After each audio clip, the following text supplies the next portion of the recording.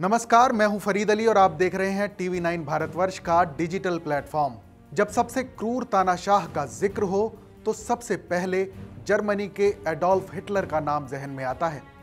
लेकिन इतिहास पर नजर डालें तो पता चलता है कि हिटलर का दोस्त इटली का तानाशाह बेनिटो मुसोलिनी उससे कहीं ज्यादा क्रूर था।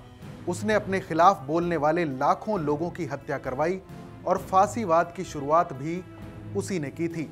मुसोलिनी ने अपनी बेरहमी और क्रूरता से 1922 से 1943 के बीच 20 साल तक इटली पर हुकूमत की। मुसोलिनी एक टीचर से मजदूर बना, फिर सैनिक बना, इसके बाद पत्रकार और फिर इटली का निरंकुश तानाशाह बन गया। दूसरे विश्व युद्ध में बेनिटो मुसोलिनी ने हिटलर का साथ देते हुए उसके सहयोगी के तौर पर दुनिया के इतिहास की यह सबसे बड़ी जंग लड़ी थी।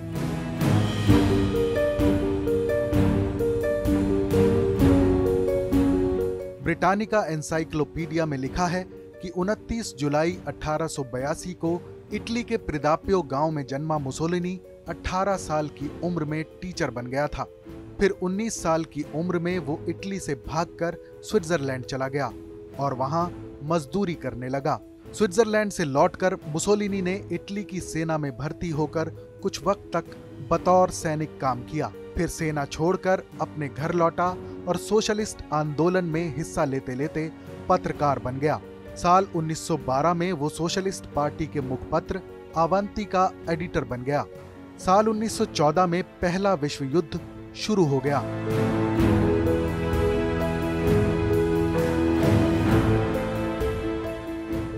मुसोलिनी की राय थी कि इटली को इस युद्ध में किनारे न रहकर ब्रिटेन और फ्रांस का साथ देना चाहिए। इसी सोच की वजह से उसे अवंती के एडिटर की पोस्ट से हटा दिया गया और इसके साथ ही मुसोलिनी को सोशलिस्ट पार्टी से भी निकाल दिया गया।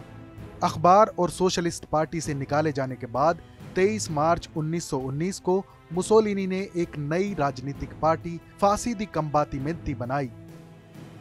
इसमें उन्हीं लोगों को शामिल किया गया जो इस विचार से सहमत थे कि पहले विश्व युद्ध में इटली को फ्रांस और ब्रिटेन के साथ मिलकर लड़ना चाहिए था। ज्यादातर पूर्व सैनिक ही इस पार्टी में शामिल हुए। इस दौरान सोशलिस्ट पार्टी कमजोर हो चुकी थी और पूर्व सैनिक बेरोजगार हो रहे थे। इटली में भ्रष्टाचार बढ़ता जा रहा था। इन्हीं वजहों के चलते मुसोलिनी की ताकत में इजाफा होता चला गया। इटली की सरकारी सेना के तटस्थ हो जाने की वजह से 30 अक्टूबर 1922 को मुसोलिनी की पार्टी को रोम पर कब्जा करने का मौका मिल गया।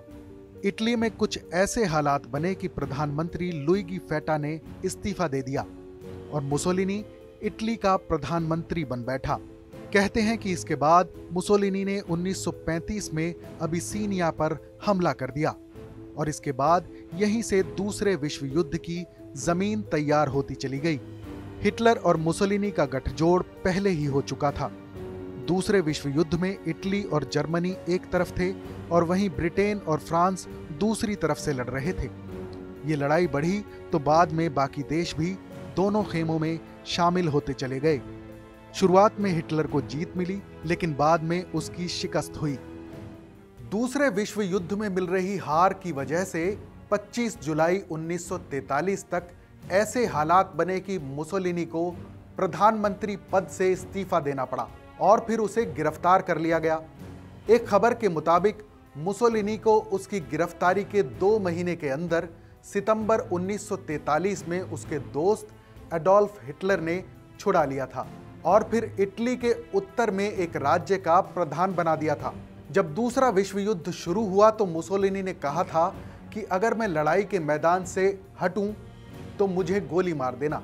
अप्रैल 1945 में दूसरा विश्व युद्ध जब खत्म होने की कगार पर था, सोवियत संघ और पोलैंड की सेनाओं ने बर्लिन पर कब्जा कर लिया। जर्मन सेनाओं के हथियार डालने की खबर मुसोलिनी तक पहुंची तो वो अपनी गर्लफ्रेंड क्लारेटा और बाकी 16 साथियों के साथ स्विट्जरलैंड की तरफ भाग निकला। तभी डोगो नाम के एक कस्बे के पास वो विद्रोहियों के हत्थे चढ़ गया। बेनिटो मुसोलिनी, उसकी गर्लफ्रेंड क्लारेटा समेत सभी 18 लोगों को कोमो झील के पास गोली मार दी गई। 29 अप्रैल 1945 की सुबह मिलान शहर के पियाजा लोरेटो चौक पर इन सभी की लाशों को फेंक दिया गया। ये वही चौराहा था जहां मुसोलिनी ने तकरीबन 8 महीने पहले अपने 15 विद्रोहियों की बेरहमी से हत्या करवाई थी। रे मोजली ने अपनी किताब the last 600 days of Deutsche में लिखा है कि मुसोलिनी की मौत की खबर फैलते ही तकरीबन 5000 लोगों की बेकाबू गुस्साई भीड़ पियाजा लोरेटो चौक पर जमा हो गई। इस भीड़ में से एक महिला इतने गुस्से में थी कि उसने मुसोलिनी के मरे हुए शरीर में 5 गोलियां मारकर कहा कि उसने अपने 5 बच्चों की मौत का बदला ले लिया है। लोगों में गुस्से का आलम यह था कि एक और महिला ने सबके सामने बेनिटो मुसोलिनी के गोलियों से छन्नी चेहरे पर पेशाब कर दिया। फिर एक और महिला हाथ में चाबुक लेकर आई और मुसोलिनी की लाश को बुरी तरह पीटने लगी। इसी भीड़ से एक और शख्स ने उसके मुंह में मरा हुआ चूहा डालने की कोशिश की। मौत के बाद मुसोलिनी का पूरा चेहरा खून से लथपथ था और मुंह खुला हुआ था।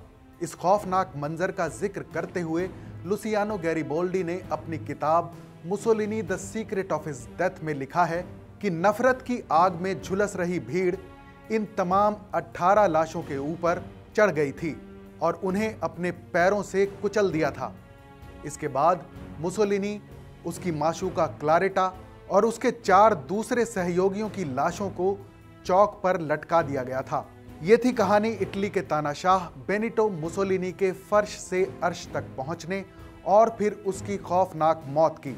जल्द ही फिर मिलेंगे एक और तानाशाह की कहानी के साथ। तब तक आप देखते रहिए TV9 भारतवर्ष।